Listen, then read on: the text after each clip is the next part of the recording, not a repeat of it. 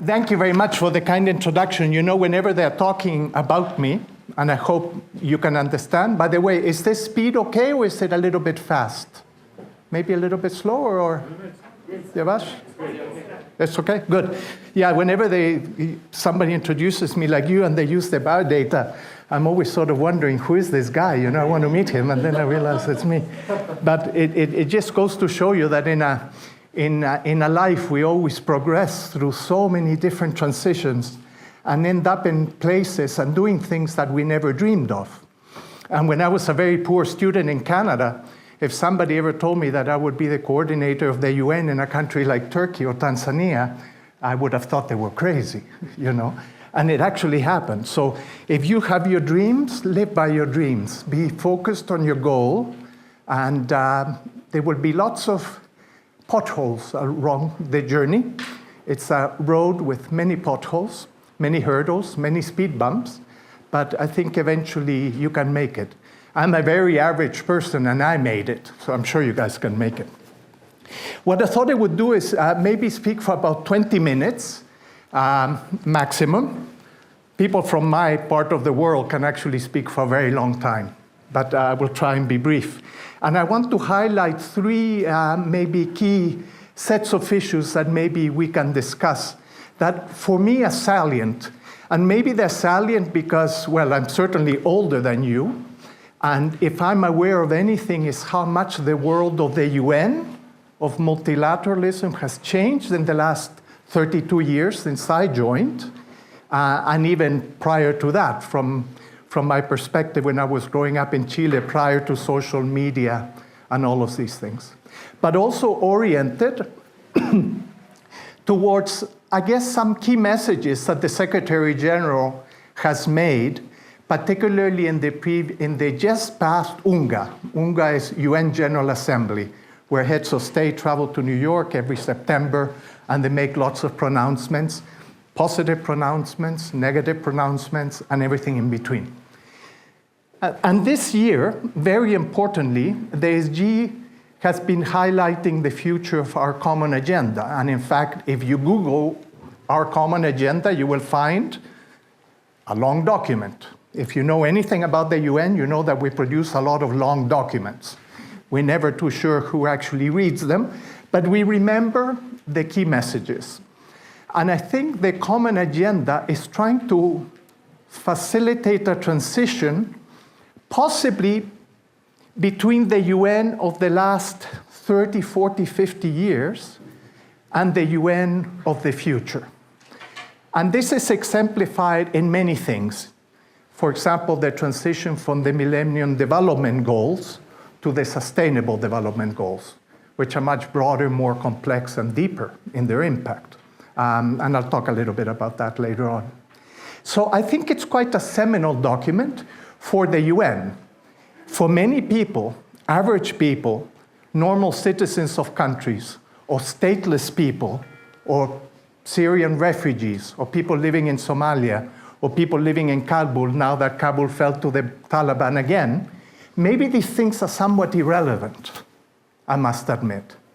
And part, of course, of what we would like to talk about today, and I'm sure you will ask me, is how do we actually emphasize more the relevance of the UN to the average person around the world? Because that is not self-evident. We do have a problem of a crisis of multilateralism. And again, I'll mention a little bit more about that in a few minutes. So that's what I would like to do. Now, how do we start this to make it simple and straightforward in a short talk? I always like to think of how the UN was when I applied in the late 90s, and then, in the late 80s, and then when I was hired in 1990. And then I was finishing school, finishing work, so I joined actually January 1991. And that was a very different world than the world of today. You may not feel it very much now, particularly the younger ones of you, but we were very much shaped by the reality of the Cold War. It was a phenomenal issue from 1945 till, let's say, literally 1989, when the Berlin Wall collapsed or came down or was made to collapse by young people, young Germans on both sides. The Cold War shaped so much around the world, including the United Nations. And in fact, the United Nations was often the competitive ground in which the big powers showed their power and influence. And again, I will put a lot of little things for you guys to search more on if you're interested in. But because there were so many problems between East and West, Cyprus became the topic in which there was the largest number of Security Council resolutions. It was sort of like a safe ground, you know? So it was an oddity. And I think it shapes very much sometimes the views of Turkish skepticism on the UN. The fact that 60 years on, we're still discussing the Turkish situation. And now, of course, it has become something very, very different than it was then. It was a time in which wars between countries shaped the nature of conflict and warfare. And countries went far. The US went to Vietnam. The French went to Vietnam, 50s, 60s, 70s. You must remember this. Maybe you read it in the books. But it shaped very much the world. And in the case of the UN, the different pillars of the UN were not always very clear. And this is an important point I'm going to make. Because when we talk about the UN, we shouldn't think of one construct only. I often suggest that we should think of it in 5 or 6 ways. You clearly have the political side with the Security Council and the Security Council veto and the permanent members, the 5 of them. And as you know, His Excellency the President always says, the world is larger than 5. You've got that construct. But then you have the humanitarian construct, which is different. There's no Security Council there. And that's where you have the aid going into war-torn countries for refugees, for IDPs, and all of that. But then you have the development side as a third pillar. This is where you have the World Health Organization dealing with COVID, or the United Nations Development Program, UNDP, and ILO, the International Labour Organization, working on employment issues, right here in Turkey, not in any conflict setting. So you have the political, you have the humanitarian, you have the development. Then you have one that is increasingly sensitive, and is, of course, the human rights pillar of the UN, which for cultural, religious, nationalistic, and other reasons is a highly controversial one for the UN. And all of these pillars kind of operated on their own. And then finally, depending on how you want to deal with the political, you actually have a peacekeeping side. Peacekeeping missions are often the result of the political work, but have their own standalone identity. And you have peacekeeping in Cyprus, and you have peacekeeping in Israel. And there are 2 types of peacekeeping. Just for you that are interested, Chapter 6 is where you're only allowed to defend yourself if attacked.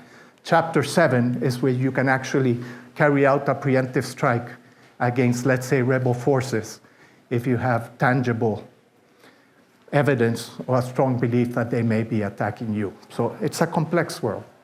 So those are some of the elements of the world, a little bit, and I'm simplifying, of course, how it was 30 years ago. 30 years ago, we were already transitioning into a world of summits where one needed to address development topics together. So in the earlier days, you would have one summit on population, and then 10 years later, another summit on environment, like Rio in 1992, then another summit on health. That started giving way to what eventually became the Millennium Development Goals, 7 key goals to address, with poverty as goal number 1 being the most fundamental one. Governance, democratic governance, good governance was not part of the MDGs. And environment was one of the 7, but it required any country simply to produce a national sustainable development strategy. So you could produce a 10-page document, and then you qualify to have, a good score on the MDGs. But that world changed very quickly, both in a good and bad way, after the Berlin Wall collapsed. On the one hand, there was the euphoria that the world would have a peace dividend that could, of course, be used for humanitarian work, development work. Francis Fukuyama, somebody that maybe you guys have read, wrote a very famous book at the time called The End of History, which in a very simplified way suggested that neoliberal capitalism had won against communism, and now we were moving into a state in which I guess people around the world would be able to achieve their potential through neoliberal economics and democracy and all of that. I think the 90s were a little bit of a time of euphoria. But then things started changing in this 21st century. And ironically, that whole discussion of the peace dividend of a world free of communism, with a couple of notable exceptions, like North Korea, for example, did not give way to the peace and development that people expected. Frankly, I think it would be rather disingenuous to think that the world moves so simply. Of course, there were going to be problems. And the problems came. And they came in many, many forms. Wars maybe stopped being fought between countries, but they increasingly were fought inside countries. Syria is a good example of that. But Africa has got many examples, and of course Afghanistan, and there are many around the world, where low-level or high-level tensions within countries lead to open warfare, and countries literally disintegrate. And we've got two countries now around the world, Yemen and Somalia, that have literally disintegrated into self-governing parts of countries. It's even hard sometimes to figure out which is a legitimate government. The UN may actually recognize one, because they have to, through the member states. But when you're on the ground in Somalia or you're on the ground in Yemen, you're actually negotiating with different factions. So the world became very, very complex. And that has led to a lot of rethinking over the last, I would say, decade. And you must remember, the UN moves slow. It's a big bureaucratic organization. And the common future, our common future, I think is the culmination at this point in time of sort of the thinking of the Secretary General, backstopped by all, or supported by all parts of the UN, to come up more or less with a vision for the Secretary General, representing the principle of multilateralism, of where we should pay attention to in the years to come. And interestingly enough, and this is sort of the key message of what I want to tell you, is that it actually looks quite different than the way things looked before. And I just wanted to give you a few examples of how things look a little bit different from the point of view of the SG. It doesn't mean, incidentally, that every international civil servant in the UN agrees with this.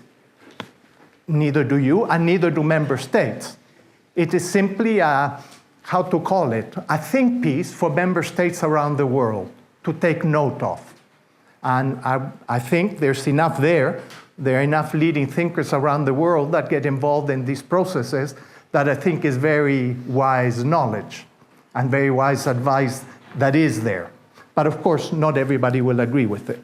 So I wanted to tell you a little bit about that process.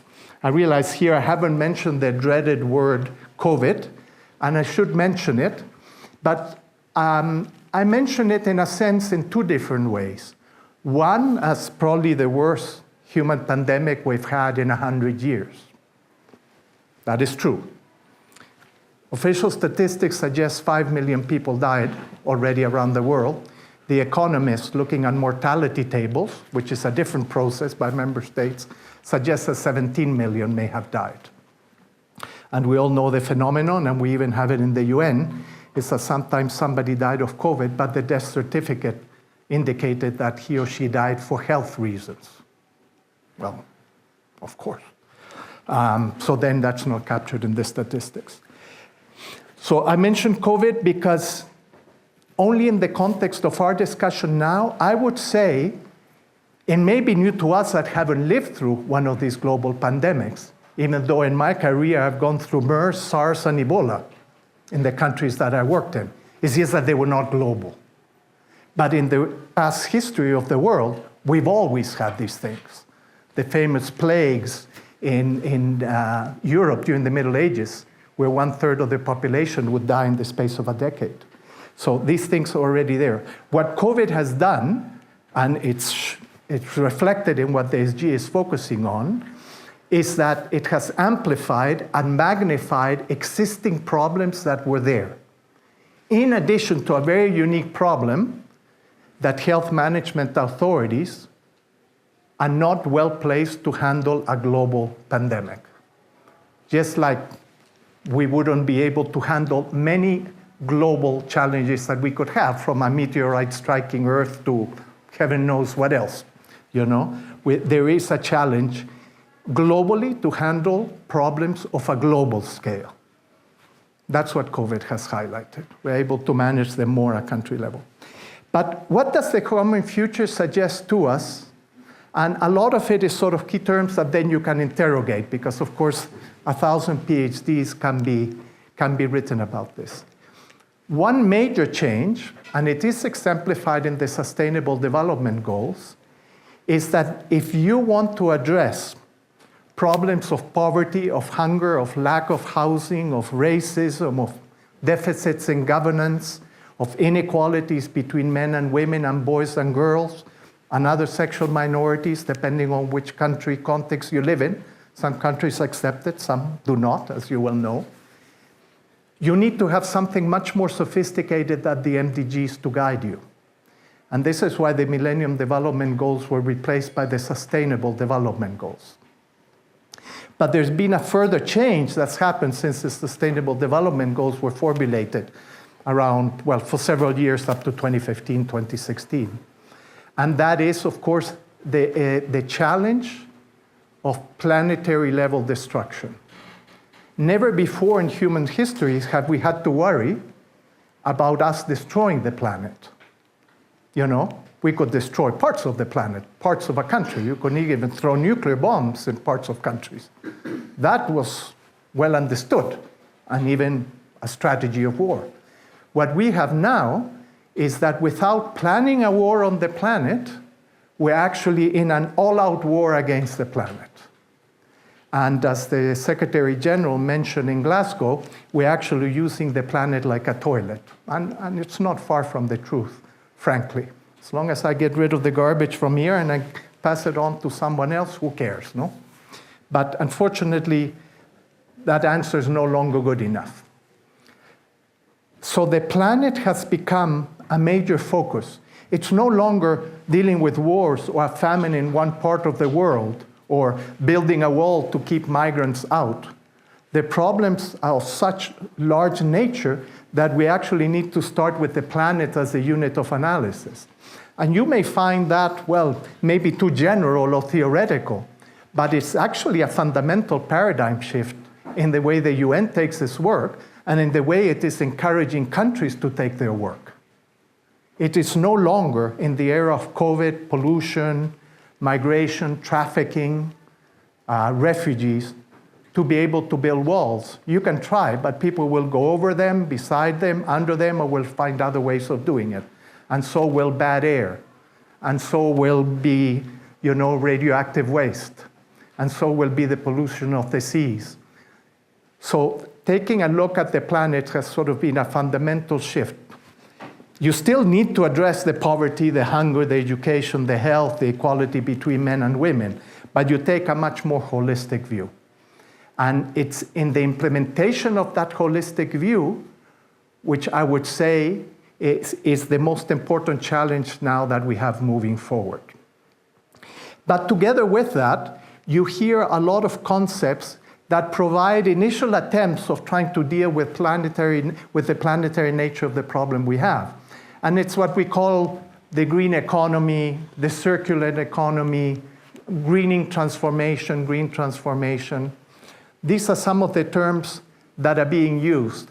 And the UN system has tried to come up with a limited yet important framework, because again, I would say it's a paradigm shift of what it is that one can do.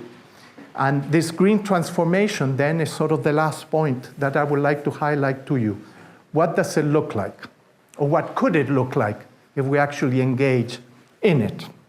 Let me check my notes to see if I haven't left anything important out.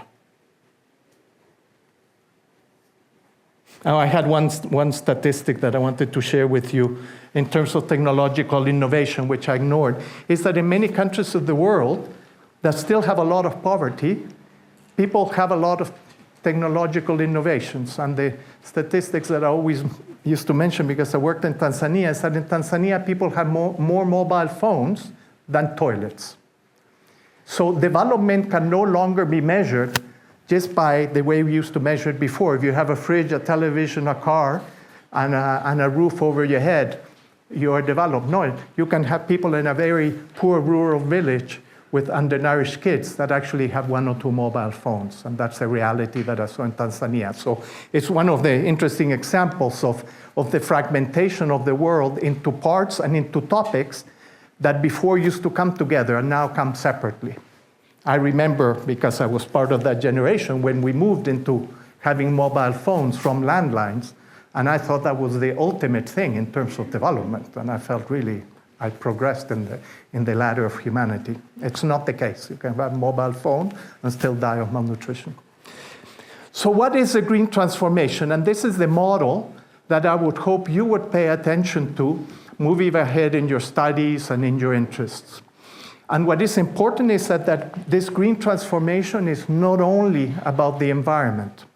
One of the concerns that I have is that there's almost, in a strange way, too much emphasis on the environment and not enough emphasis on the people that live in that environment. And in some of the talks that I've had with students here in Turkey, they will often ask us, why can't the UN force developing countries to take care of their environment? As if the problem would be solved just by dealing with the environmental part and then keeping people out. If there is any lesson in sustainable development, which is a term that maybe you've come across, is that you cannot have good environment with bad social policies. That does not work. In fact, they often say, that have some training in economics, that the base of the economy is the ecology. So if you don't deal with your ecology properly, it doesn't matter how developed you may be in 1 or 2 or 3 decades. If you don't deal with the social side, you may end up in a situation in which you are rich for 1 or 2 or 3 decades, which sounds really good, certainly if you are from the Persian Gulf, but your future and the future of your citizens is not guaranteed. So that's one important element. The green economy is also social. It is not just environmental. It is the wrong question to say, how do we protect the environment and get the people out of the equation? Put a wall around forests, put a wall around animals, put a wall around garbage dumps, and keep the people out, and that will solve the problem. You know, it may solve it in the short run, sure, maybe medium term. But the green transformation that we are talking about now under our common future is one that has equal weight for the environment and for the social part, for people. Then you will say, which are the parts of this?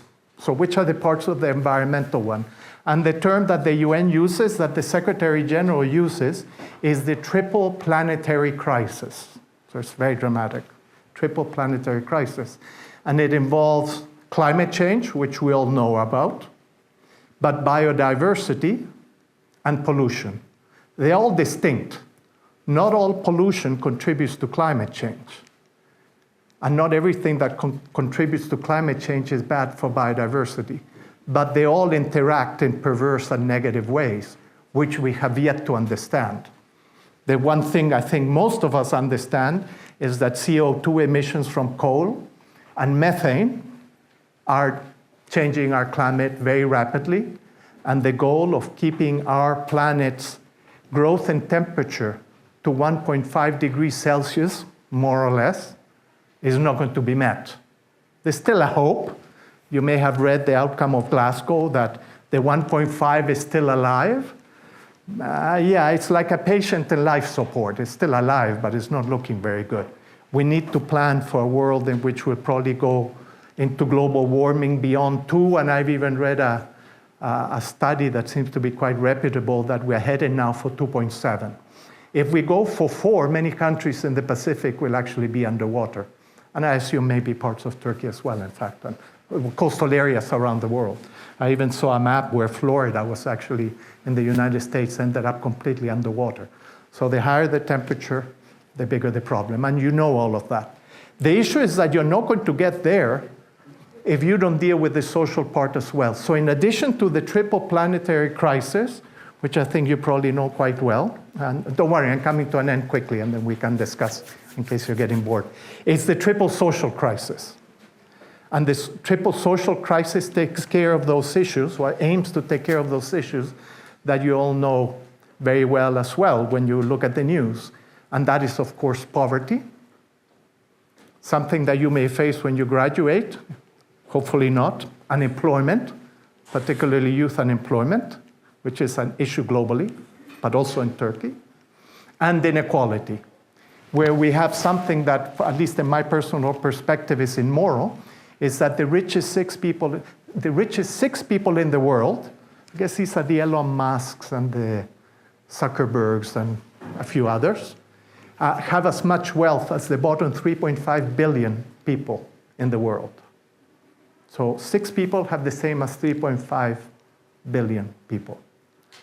It's an inequality that's, to put it mildly, it's of biblical or Quranic proportions. It's never happened in world history, but we have it. These rich people not only have more money than the bottom 3.5 billion people in the world, they have more money than in the entire development system globally, the entire humanitarian system, the whole UN put together and multiplied by 10. I mean, it's so extraordinary. And this is why I call it almost immoral, because I would feel ashamed to be in that situation. And then the final element, so you have the triple planetary crisis, you have the triple social crisis. By the way, that's my name. And then I've got the concern for future generations. Never before has the UN, and our common agenda is about that, worried so much about the future. Our aim has always been in the next 5 years to end absolute poverty, in the next 10 years to reach net zero carbon emissions, what have you. Now we're actually looking ahead 50, 100 years. So in a sense, the planning horizon for this multilateral organization called the UN is no longer about what's happening now, but it's actually what's going to happen to your grandchildren. And that is a very different perspective, or to use the term that I mentioned before, a very different paradigm. So to conclude, when one reads the newspaper, sometimes maybe a relatively shallow, superficial article, often with lots of factual problems, part of what we call the infodemic problem around the world, or you read stuff in social media, which you have just as much luck as finding lies or distortions than true facts, you would see the UN and its evolution over the last 75, 76 years as being steady and incremental, and that not much has happened. What I've tried to do today, albeit in a very short time, is to show you that there's a major paradigm shift that has taken place in the UN, and Our Common Future, as a document, is one of a multitude of new documents that are providing a new direction for the multilateral system globally, at a time in which multilateralism is being criticized. Indeed, it is being criticized because it doesn't seem to be able to address the problems that we all face. And I would agree with that. You know, we still have 75%, I think, of the vaccines for COVID going to developed country people, and Africa completely forgotten. And there's some countries where there hasn't been a single vaccine, imagine. This is in the middle of a global pandemic where we all know we need to solve it globally. We still don't give them the vaccines or the money to buy the vaccines or the technology. So we have a problem. And Our Common Future is an attempt at trying to address that problem. But instead of addressing it one by one, the major effort is to try and link this triple planetary crisis, the environmental side, with the social side, because each one on its own will not work. And of course, looking at future generations in a way that the UN has never really done before. So let me conclude there. I hope you've gotten something out of this. It's what we call in English a once-over lightly. And these topics are very deep, but if we got time for discussion, I'm very happy to address more specific questions that maybe meet your needs better. Maybe I take them one by one because they're all complex, and of course I will only be able to address them in a very simplified way. One of the challenges for the UN and for the world community until very recently is that many parts of the world were what I would call ungoverned spaces. So when Africa was seen as an ungoverned space, it was okay for Western European countries to colonize the place, no? Or when parts of the Ottoman Empire, 100 years ago, I mean, my grandparents were alive 100 years ago, when the Ottoman Empire looked as ungoverned, countries, again, you know who, tried to take it over. And of course, the great success of Ataturk is he managed to push them all out. So we live in a world where we still have ungoverned spaces, but now the reason why they are ungoverned has to do with this internal conflict. You know, we no longer have so much colonialism. People could argue that there's cultural colonialism, but you don't have countries taking over other countries. I think the last time this happened, of course, was Iraq, Kuwait, and you know how that ended up. So the challenge now is not to deal with parts of the world that are ungoverned, but to deal with societies that are ungoverned, where you don't have somebody to discuss policy, as you said, because they're just worried where they're getting their next weapons or how to maintain the wall at the end of the street from being taken by insurgents or otherwise. So that conflict will always be with us. But I believe that we got enough lessons on how to deal with those types of conflicts that we can manage them. But with one very notable exception. When those conflicts are no longer fueled by the people themselves, but they're fueled by regional or global powers that may see a benefit in using those small ungoverned spaces as an opportunity for competition. And I think you know what I'm saying. Since I'm on the topic of ungoverned spaces, what is also interesting is that the UN generally, and again, it's one of these paradigm shifts, was always worried about what happened on Earth. No? We didn't worry so much about what was happening in the bottom of the oceans and what happened in space. What's happening now is that those ungoverned spaces need to be governed. And increasingly, you see much more effort to manage what happens in the oceans beyond territorial boundaries, and certainly what's happening in outer space. I read an interesting statistic, but there's like 2,000 tons of garbage out in space. And I thought, where's this garbage coming from? This is these old obsolete satellites, you know? It's a matter of time before one of them crashes somewhere. So the ungoverned space principle is an interesting one to look at this. You can see it in terms of sort of the planet and outer space and, of course, the ocean waters beyond territorial borders, but also ungoverned spaces in Somalia. I think Afghanistan is heading in that direction. Yemen is certainly there now. Yeah, very difficult, but it needs to be done, you would agree. Other hands? Hello, I'm Zainab. Thank you very much for your speech. It was very enlightening. My question is about what you just stated about these ungoverned spaces and them being governed. I actually want to talk about the outer space one.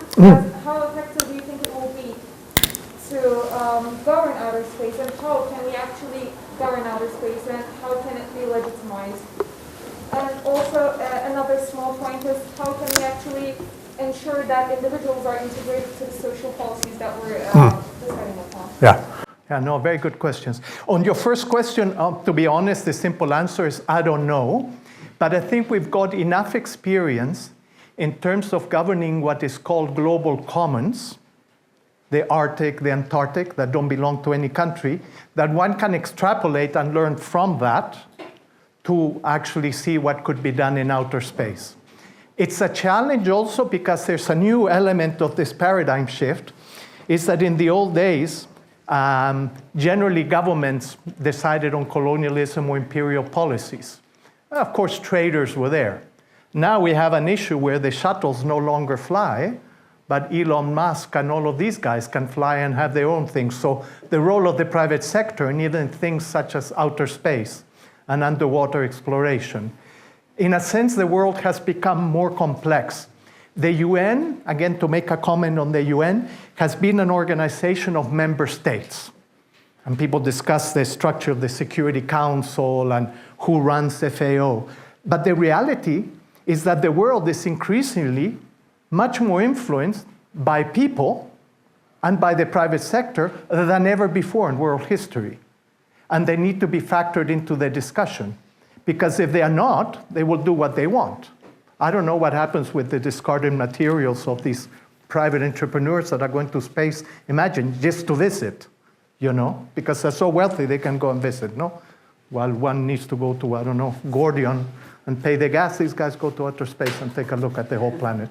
It's quite amazing.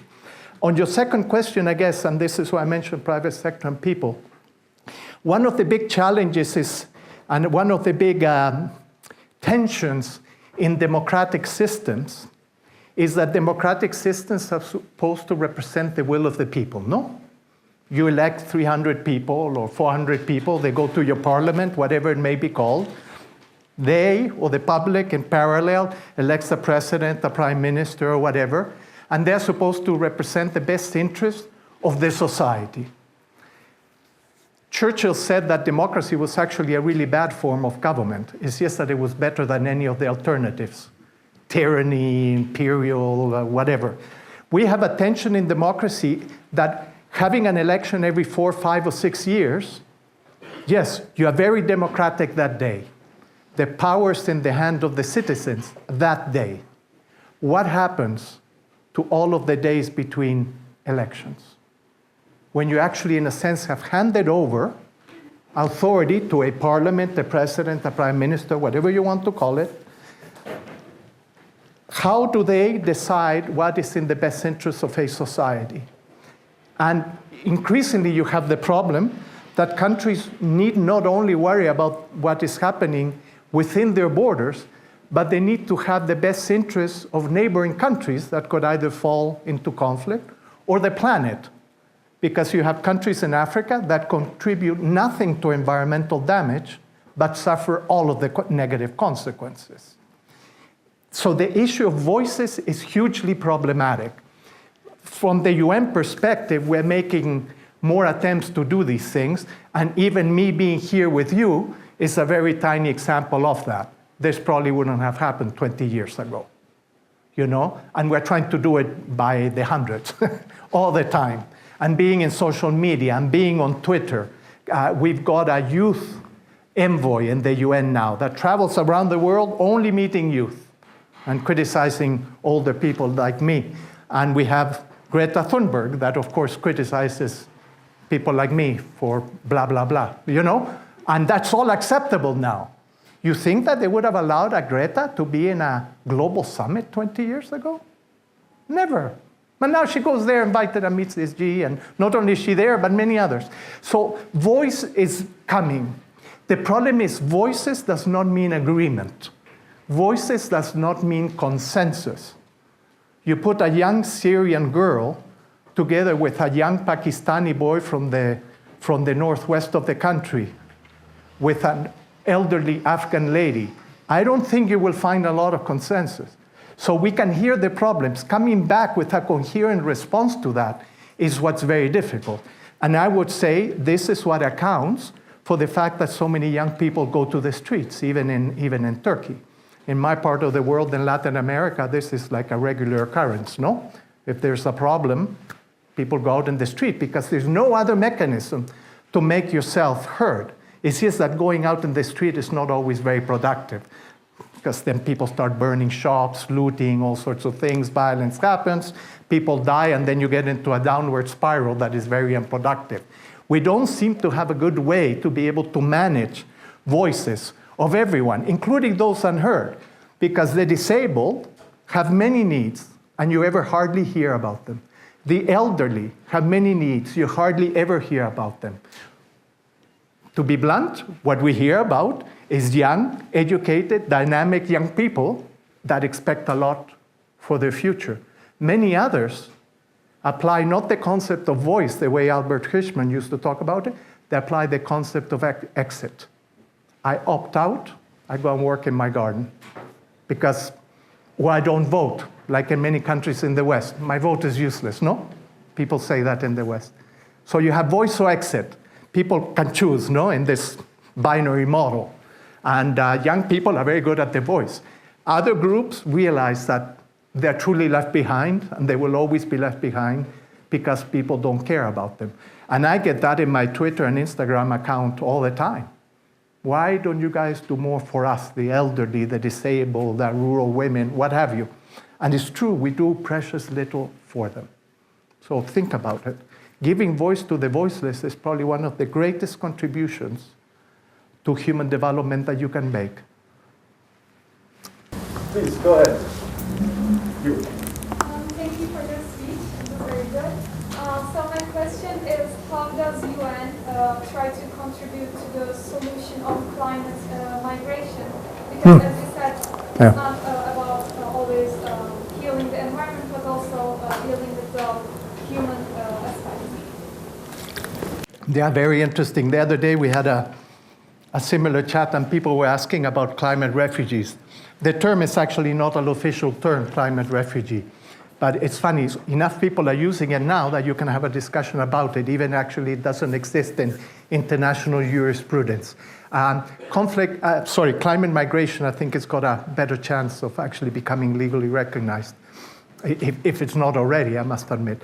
I think it's a huge issue. One of the challenges we have in terms of the structure of how the world and the way the UN works is that we work on member states, no? So you could have a situation. Well, I can give you plenty of examples. I just mentioned one, Nagorno-Karabakh, where you have a part of a country that's in another part of a country for all sorts of historical and complicated reasons, but national borders are considered sacrosanct. No?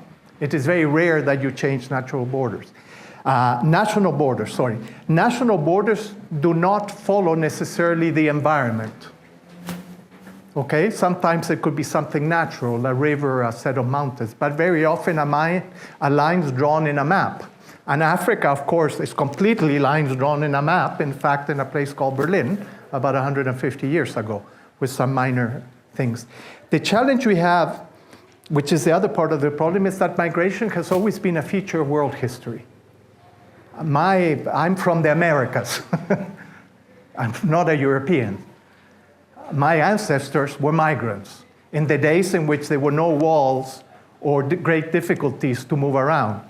So the history of the world is really the history of people moving around. Nation states have actually started putting a halt to that process, slowing it down for sometimes valid reasons. You want to stop terrorists, drug traffickers, etc. And other times you just don't want people because you feel that they will work for lower wages, and then, you know, they will upset your labor market. It's one of the reasons people worry in Europe. Other countries worry about culture. Our culture is being diluted. We live in the legacy of nationalism. So I think the issue of climate refugees will be there for us for a long time, climate migrants. But my feeling is that it's not something that necessarily the nation state with its well-defined boundaries will accept. I don't think people from around the Middle East will be necessarily allowed to go to neighboring countries because their environment got degraded. And of course, the position of the UN on these issues, because it's a member state organization, is that you must work on the countries to prevent that from happening.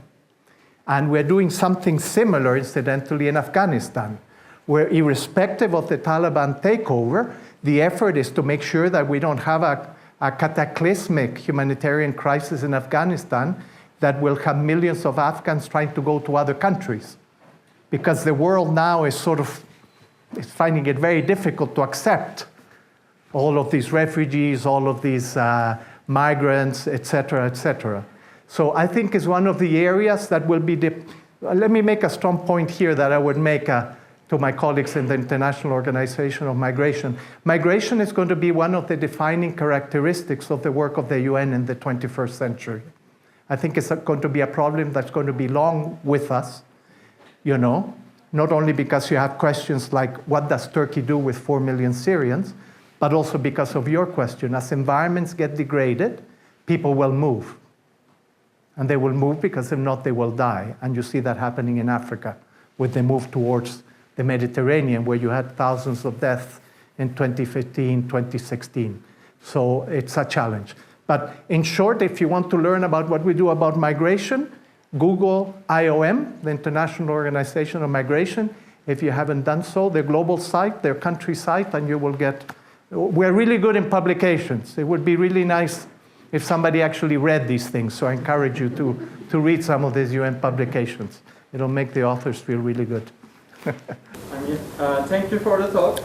My question is on states that have economies that depend heavily on exporting things like oil. Yes. Yeah. So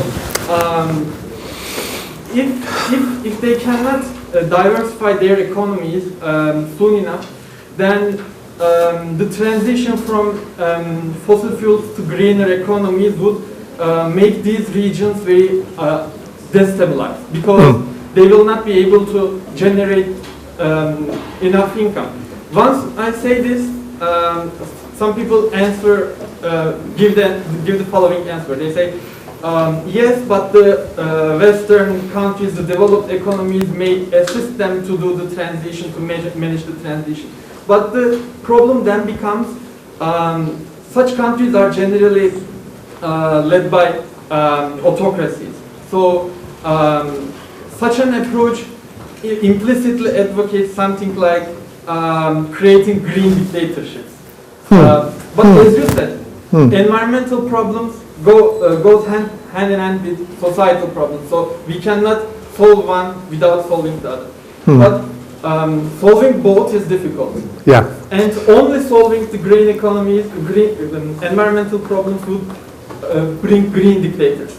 So how to address this dilemma now? This is the question I have. Yeah, it's interesting, the green dictatorship. Did you guys watch this film called Elysium in Netflix? You know, I never knew about Netflix until COVID. Now I'm a big believer, and I want to be a huge investor in Netflix. Anyways, I watched Elysium. So there was the planet Earth that had become completely eroded. And Elysium, by the way, is the name of heaven in Roman antiquity. And then there was this little planet, maybe it was the moon, I don't know. And people lived very well in Elysium. So the Elysium people used to look at Earth, and it looked good. It was full of fires, it was really nice. But the people that looked at Elysium from the planet Earth, you can imagine. They didn't like my talk about Elysium, I think. Bad movie. I think the challenge that we have is that there are structures and mechanisms to facilitate, again, a very important concept that you can Google, called just transitions, just in terms of justice. That if a country is forced to deal, for example, with, as Turkey, with a lot of bad coal, the coal quality in Turkey is really bad. It's just a geological feature of it, and it imports a lot of petrol. Nobody is expecting Turkey to stop industries and stop jobs and stop income so that they stop polluting. No, there needs to be a just transition. Those just transitions are allowed in international agreements, which of course are often not compulsory, to take place over many decades. So for example, net carbon zero, or net zero carbon, is 2050. I think India in Glasgow said 2063. Maybe for other countries it will be later. It is an issue that can actually take place in decades. Nobody is expecting it to happen tomorrow. And of course that needs to be backed up by finances.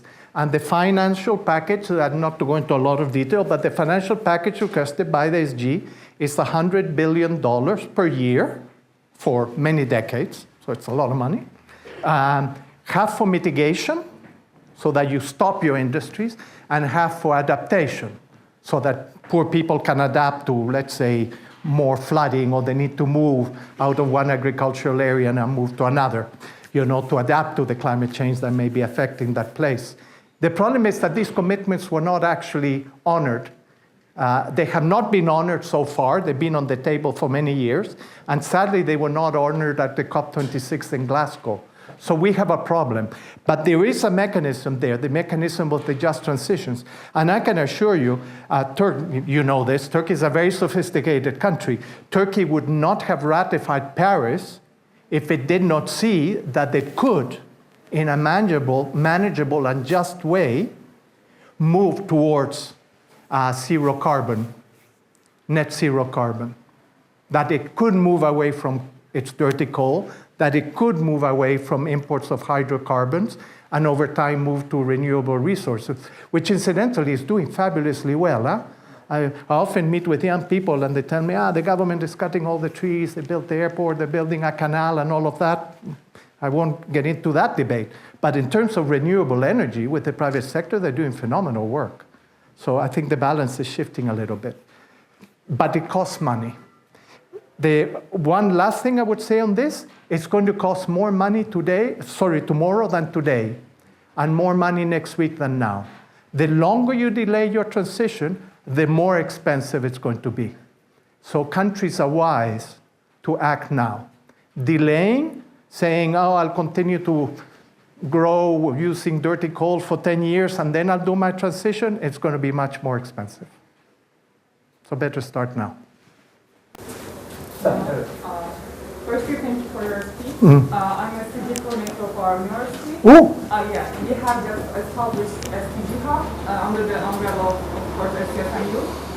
And since we have established our hub, the problem that we have been facing is that it's so hard to make people believe SDGs. I mean, of course. Yeah, as you already know. So Yes. do you have any advice? Yeah. Well, maybe if I wasn't in the UN, maybe I wouldn't believe in the SDGs. Even, frankly, even within the UN, I sometimes wonder, because the SDGs, unfortunately, and we could have a whole separate discussion on this, involve many trade-offs, you know? And some people say, I will grow now and I'll worry about the environment in 10 years. Or I'll worry about socioeconomic rights and I'll worry about political rights later on. You know, there are many trade-offs. Some of those trade-offs, incidentally, are false. Huh? You know, the whole point of our common agenda and the triple planetary crisis and the issues of the triple social crisis is that you must tackle both. This is not like some people have suggested in Africa, is go into the forest and get rid of all the people and fence it. No, all you're going to create is, well, if I was them, I'll become a thief. I got kicked out of my forest plot of land. I need to feed my family. What will I do? Well, if I don't have an education, what will I do? No? So it's very important to look at this and understand the SDGs. But the reality is that maybe the SDGs is too much of a mouthful. You know, all 17, a few remember them. I get confused between 11 and 12, etc. You know, this is why usually to show off, I only go from SDG 1 to SDG 8 because I know them and then people think I know them all. No, not at all. You know, and you have 17 SDGs, but you have 169 targets and 240 indicators. And then every country has its own agenda. So you go to multiply 240 by 162, which is the number of countries that the UN covers. There's some island states that don't have these things because they got very small populations. And yeah, you got thousands of indicators. Yeah, it can become very boring unless you like data. But there are ways in which you can focus on the things that you can do, either in your family, in a university, in your workplace, etc. Because the reality is that the SDGs are everyone's agenda. They do not belong to the UN. They do not belong to the government of Turkey. They actually belong to all of us. We're going to be the ones that are going to feel the consequences of it.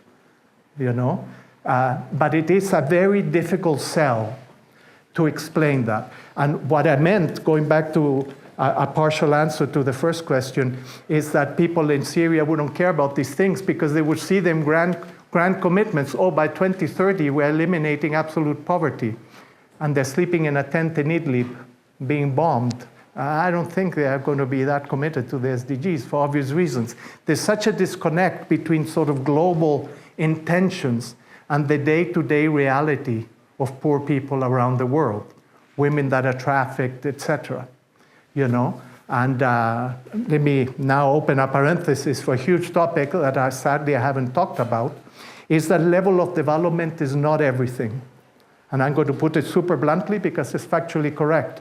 Whether you're a rich or poor woman, your chances of getting beat up are pretty well the same. If you've got a lousy husband, he does not get better by having more money. And one thing that COVID has highlighted is, of course, that we have an epidemic of violence, particularly at home, but people that know you, often intimate partners.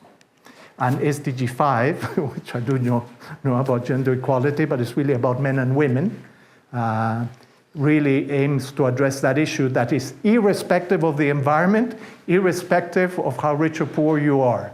We do have an incredible power imbalance between men and women in societies and governments, even at home. And that is an epidemic of tremendous proportions. That maybe is a good entry point, for example, for young girls in Turkey, and young men too, if you want. You know, you don't need to take all 17 SDGs and all these indicators and targets. You can actually focus on the little things.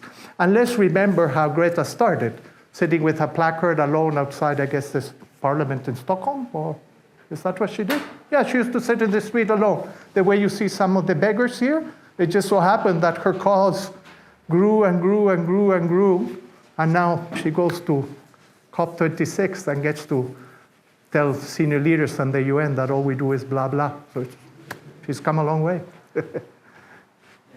Thank you, sir. My name is Alvaro. I had a chance to talk to you online, so I'm nice. Yes, yes. So you remember our project maybe, but in Turkey, in overall, we make a project about raising awareness in about nature, and 30,000 people attended my project. But 1/5 of it from Istanbul, Izmir, and Ankara. And although the same condition, East Part, we cannot promise them, and until the last days of the project, there were nearly zero city in East part of Turkey. As UN, what do you plan to do to raise awareness in the East part of Turkey? And what do you plan about the future of UN in the environmental program in Turkey? And would you consider having some funds? Because it's very hard to get some funds. Believe me, for us too, huh? You know, it's not easy. Imagine we were asking for all this money in COP, they didn't give it. No, I think my idea is that you relocate yourself to the city of Van and then to become as effective in Eastern Turkey as you did in Western Turkey. It is a challenge. We try and do outreach, but we actually don't have money for these things. And this is why doing them in Ankara is so easy for us, because it's just driving here and then a staff time. But we do have a challenge, and I've told this to our communications team, is that I need to go to the east of the country because I realize things are very, very different and also sensitive in some parts, no? So one needs to manage this carefully. So no, we don't have a plan. We got a very great ambition, which started back in 2015 with something called Project Tell Everyone. And the purpose was to tell everyone about the SDGs. At least an awareness raising, if nothing else. And in some cases, it can be done very well. In Tanzania, I used television a lot. And there was one show that I attended where we had 5 million viewers. It's not difficult because sometimes in an African village, there's one TV, the guy chooses a channel, and then the whole village comes to listen. So you have like 200 people listening to you. So it's a little bit easier. Maybe if people see me here on TV, they'll turn the channel and go and watch something else. I wouldn't blame them, actually. But we want to do more in the East. We're getting gradually out of COVID. I hope we will be able to do it. But it's not easy.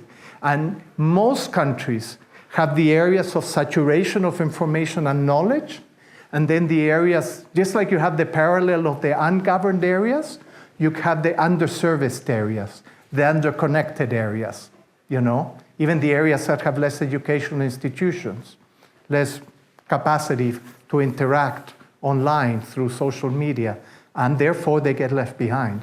Digitalization, incidentally, is a huge priority for the Secretary General because he feels that that is a low-cost option to link up with anyone, anywhere.